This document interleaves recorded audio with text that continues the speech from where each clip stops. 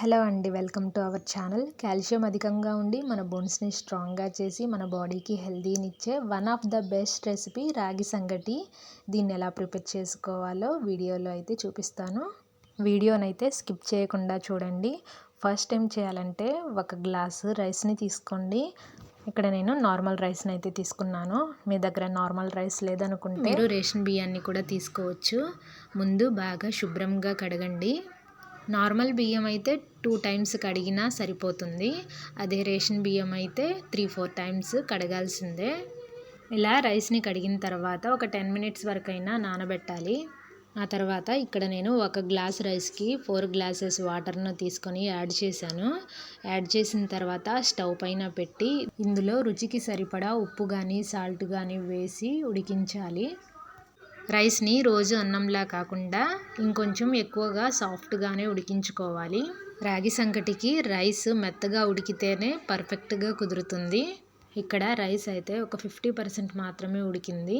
ఈ రైస్ ఇంకా సాఫ్ట్గా ఉడకాలి. దానికోసం ఇంకొక 10 మినిట్స్ వరకు మూత పెట్టి ఉంచాలి. ఫ్లేమ్ని హై ఫ్లేమ్లోనే పెట్టి ఉడికించాలి. ఇక్కడ వాటర్ను మనము కరెక్ట్ క్వాంటిటీలో తీసుకోకూడదు. అందుకే ఇక్కడ నేను ఒక గ్లాస్ రైస్కి 4 గ్లాసుల వాటర్ను యాడ్ చేశాను. ఇప్పుడు రైస్ బాగా మెత్తగా ఉడికిపోయింది.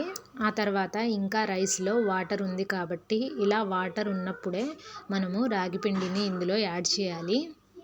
ఇక్కడ నేను రైస్ని ఒక గ్లాస్ తీసుకున్నాను. ఇందులో ఒక గ్లాస్ రాగి పిండి అయితే సరిపోతుంది. మీరు రైస్ని తగ్గించి ఇంకొంచెం ఎక్కువ రాగి పిండిని కూడా తీసుకోవచ్చు. ఇలా పిండి వేసిన వెంటనే కలపకుండా మనము ఒక 5 మినిట్స్ వరకు మూత పెట్టాలి.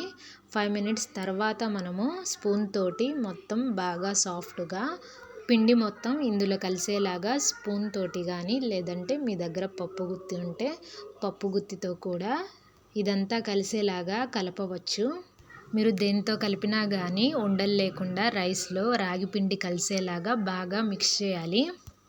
ఇలా మొత్తం ఒకసారి మిక్స్ చేసిన తర్వాత గిన్నె పైన మూత పెట్టేసి ఫ్లేమ్ని లో ఫ్లేమ్లో పెట్టి ఇంకొక 5 మినిట్స్ రాగి సంగటిని కుక్ చేయాలి. చివరిగా రాగి సంగటిలో 2 స్పూన్స్ నెయ్యి వేయండి. ఇలా రాగి సంగటిలో నెయ్యి వేయడం వల్ల రాగి సంగటి చాలా కమ్మగా ఉంటుంది. అంతేనండి, ఎంతో కమ్మనైన స్పంజీలా ఉండే రాగి సంగటి అయితే రెడీ అయిపోయింది. ఇలా మీరు కూడా ఓసారి ట్రై చేసి చూడండి.